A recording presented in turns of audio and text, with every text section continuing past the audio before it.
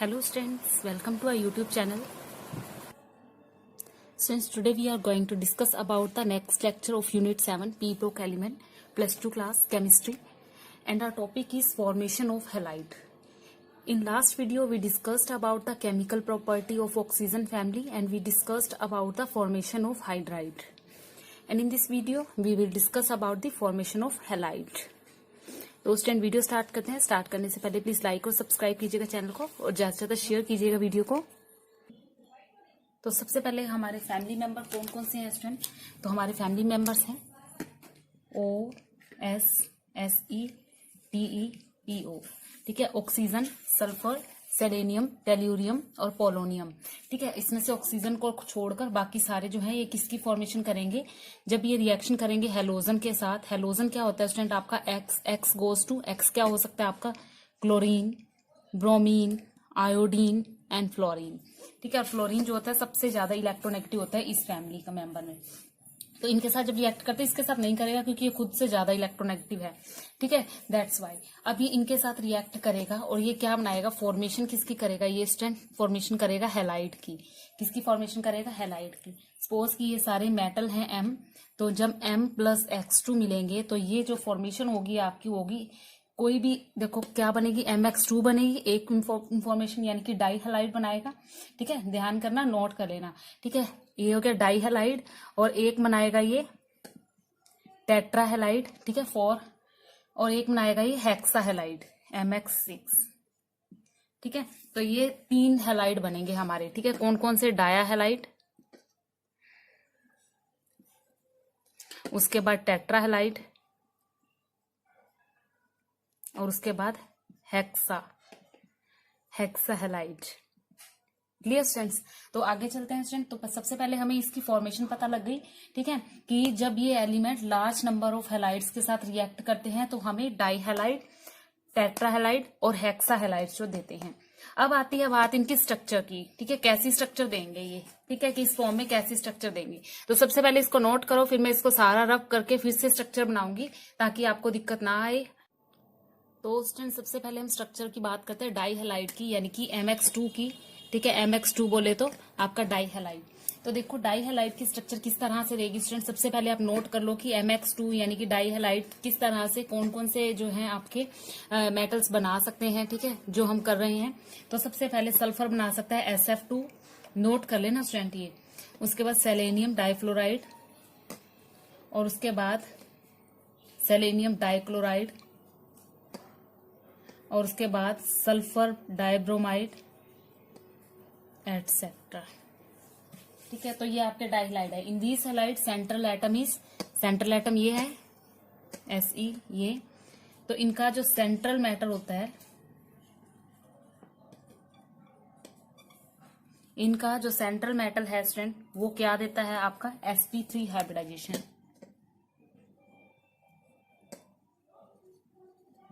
ठीक है। क्या देता है? sp3 हाइब्रिडाइजेशन देता है, ठीक है। सेंट्रल मेटल एटम देता है sp3 हाइब्रिडाइजेशन। अब student each molecule has 2 lone pair होंगे। देखो कैसे? अब देखो यहाँ पर मैं शो कर रही हूँ। सबसे पहले SF2 की, चलो MX2 की ही ड्रॉ कर देती हूँ सिंपली जनरली सी। देखो मेटल हो गया हमारे पास, 2 फ्लोराइन दे दिए इसने। अब देखो आपको पता है जो ये मेटल है सल्फर, सपोज सल्फर कर लो 8 है इसकी, ठीक है। तो यहाँ पर ये 2 बॉन्ड पेयर बना रहा है और 2 ही ये क्या बनाता है? Lone pair. क्यों? क्योंकि फर्स्ट शेल में चले गए 2, बाकी में बचे 6, ठीक है। 6 में से ये 2 तो बॉन्ड पेयर बना दिए इसने, ठीक है। बचे कितने? 4। तो 4 के कितने लोन पेयर बनते हैं स्टूडेंट? 2 लोन पेयर, ठीक है। तो 2 लोन पेयर बन गए हमारे। तो 2 बॉन्ड पेयर हैं, 2 लोन पेयर हैं। अब इनकी स्ट्रक्चर कैसी होगी स्टूडेंट्स? स्ट्रक्चर कैसी होगी इसकी?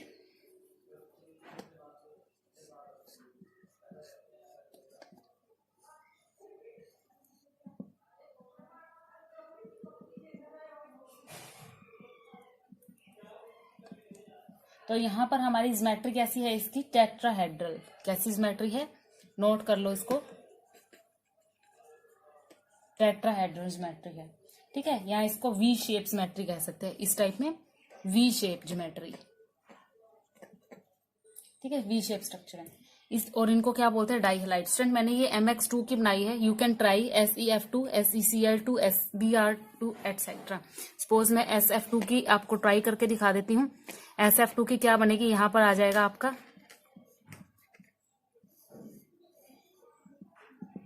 ठीक है, यहां मैंने MF2 की बना दी, सॉरी MX की बनानी थी, MX2 की, ठीक है, एक ही बात है, मैंने एक्स ले लिया, हेलोजन ले लो, जैसा मर्जी आप ले सकते हो। तो यहाँ पर मेरे पास स्ट्रक्चर आ गई डाई हैलाइड की। आगे मैं बनाती हूँ स्ट्रक्चर टेट्रा हैलाइड की। जल्दी से इसका स्क्रीनशॉट लो। तो टेट्रा हैलाइड कौन से होते हैं स्टूडेंट, हमारे MX4 है ना, MX4 होते हैं हमारे tetra halides. Now we will discuss about the structure of this.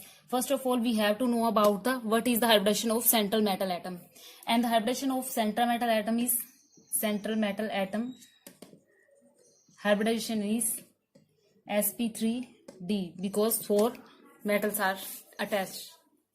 Now what will we discuss, we discuss about the structure. Okay,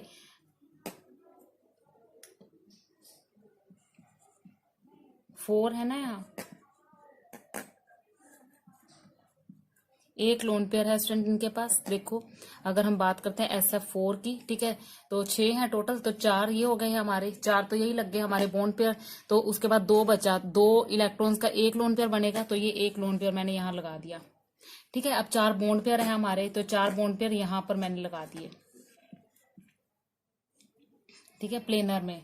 तो अब जो इसकी स्ट्रक्चर बनेगी किस तरह से बनेगी, देखो कैसी स्ट्रक्चर बनी है स्टूडेंट इसकी स्ट्रक्चर बनी है सीसा स्ट्रक्चर, सीसा स्ट्रक्चर विद हाइब्रिडेशन sp3d, ठीक है। लोन पेयर कहाँ होगा, इक्विटोरियल पोजीशन पे होगा स्टूडेंट, ठीक है, ये इक्विटोरियल पोजीशन पर है लोन पेयर इसका, ठीक है। तो ये हमारी ज्योमेट्री किसकी हुई, SF4 की। तो यहाँ पर मैं एक चीज और बता देना चाहती हूँ आपको, जो SF4 है आपका, ये SF4 है जो आपका, अगर मैं इसकी बात करूं, सल्फर जो होता है इसका एटॉमिक नंबर कितना होता है स्टूडेंट, 16 होता है, ठीक है। अगर हम इसकी इलेक्ट्रॉनिक कॉन्फ़िगरेशन लिखेंगे 1s2 2s2 2p6 3s2 3s2 and 3p4, ये रहेगी, ठीक है। और अगर मैं इसकी शेल्स बनाऊं, जस्ट सिंपली लास्ट वाली 3s2, 3s में 2 आ गए, 3p में कितने हैं 4, 1 2 3 4, 3p में 4।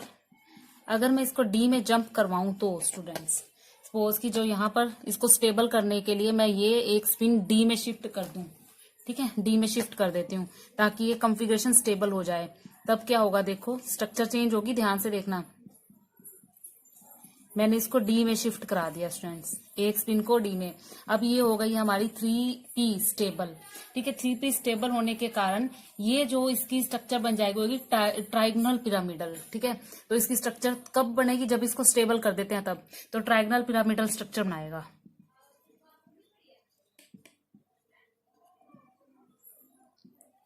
ठीक है, ट्राइगोनल पिरामिडल स्ट्रक्चर बना देगा ये हमारी, ठीक है।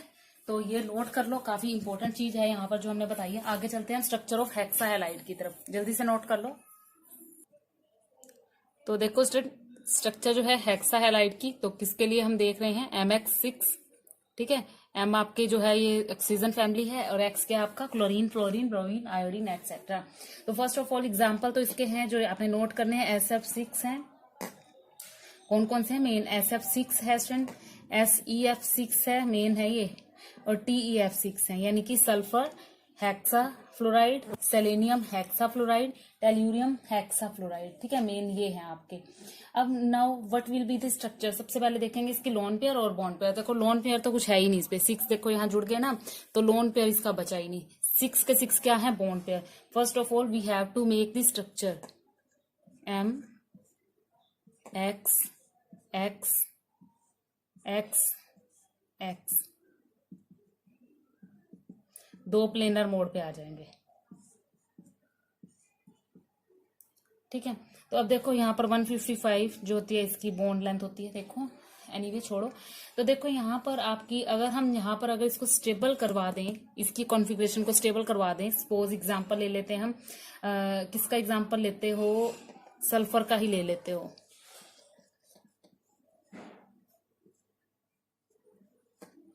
तो देखो स्टूडेंट जो आपकी ग्राउंड स्टेट पे इलेक्ट्रॉनिक कॉन्फ़िगरेशन होगी वो इस तरह से होगी, ग्राउंड स्टेट पे जो तुम सिंपली बनाते हो। ठीक है, तो अब हमने बनानी है एक्साइटेड स्टेट पे। एक्साइटेड स्टेट पे क्या होगी, यहाँ पर देखो 6 है ना, 6 जुड़ रहा है, ऑब्वियसली बात है, यानी कि एक भी लोन पेयर नहीं है। एक भी लोन पेयर नहीं है तो फर्स्ट ऑफ ऑल ये वाली स्पिन यहाँ पर जाएगी और सेकंड ऑफ ऑल ये वाली स्पिन भी इसमें जाएगी। ठीक है, और ये थी 3s 3p और ये 3d थी। तो अब क्या बनेगा देखो स्टूडेंट, ये क्यों बनी है स्पिन, जो मैंने पिछले वाला करवाया था उसमें मैंने एस वाली स्पिन क्यों नहीं छेड़ी थी, इसलिए नहीं छेड़ी थी क्योंकि उसके पास एक लोन पेयर था, लेकिन यहाँ तो कहीं पे लोन पेयर है ही नहीं, तो दैट इज वाई ये वाली स्पिन भी जाएगी डी में। तो यहाँ एक बची, यहाँ एक बची, यहाँ एक बची, तो डी में जाएंगी आपकी दो दो स्पिन। ठीक है, तो इसलिए यहाँ पर हाइब्रिडाइजेशन क्या रहेगी स्टूडेंट, हाइब्रिडाइजेशन रहेगी हमारी sp3d2, जबकि पिछले वाले में क्या हाइब्रिडाइजेशन थी, पिछले वाले में थी sp3, उसमें भी तो d2 बन सकती थी लेकिन उसमें एक लोन पेयर था, दैट इज वाई ये वाली थी। ठीक है ना, तो अब यहाँ पर देखो इसकी हाइब्रिडाइजेशन पता लगी। ज्योमेट्री आपको पता है, ये ऑक्टाहेड्रल ज्योमेट्री दे रहा है, ऑक्टाहेड्रल ज्योमेट्री दे रहा है। ठीक है, तो ये तो हमने इनकी स्ट्रक्चर्स पढ़ ली, अब हम इनकी कुछ कैरेक्टरिस्टिक्स पढ़ेंगे। ठीक है, तो इनकी कैरेक्टरिस्टिक देखो साइड में दी हुई है, तो जल्दी से पहले इसका स्क्रीनशॉट ले लो। तो सबसे पहले देखो स्टूडेंट स्टेबिलिटी की बात करते हैं, तो स्टेबिलिटी कैसी रहती है, इनकी स्टेबिलिटी हैलाइड्स की बात कर रहे हैं स्टूडेंट, तो स्टेबिलिटी फ्लोरीन की। ठीक है, फ्लोरीन जो है वो सबसे ज्यादा स्टेबल है। ठीक है, तो फ्लोरीन का जो सबसे ज्यादा स्टेबल है वो फ्लोरीन है। तो हैलाइड का स्टेबिलिटी ऑर्डर क्या रहेगा स्टूडेंट, इस तरह से रहेगा। ठीक है, it is because as the size of halogen increase, क्योंकि साइज जो है हेलोजन का नीचे जाते हुए इंक्रीज होता है।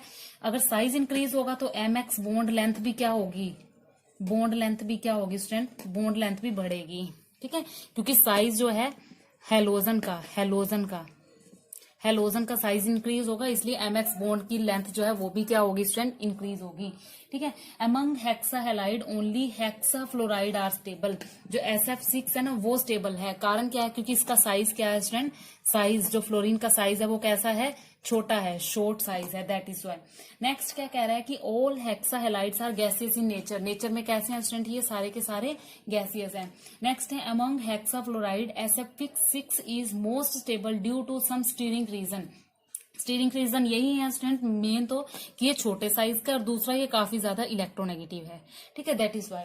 And the next one is among tetrafluoride SF4 is a gas, here FeF4 is a liquid whereas TeF4 is solid, यानी कि आपका जो सल्फर टेट्राफ्लोराइड है वो तो क्या है आपका गैस है। ठीक है, और जो सेलेनियम टेट्राफ्लोराइड है, सेलेनियम टेट्राफ्लोराइड है लिक्विड। ठीक है, और आपका जो नेक्स्ट है टेल्यूरियम टेट्राफ्लोराइड क्या है आपका सॉलिड।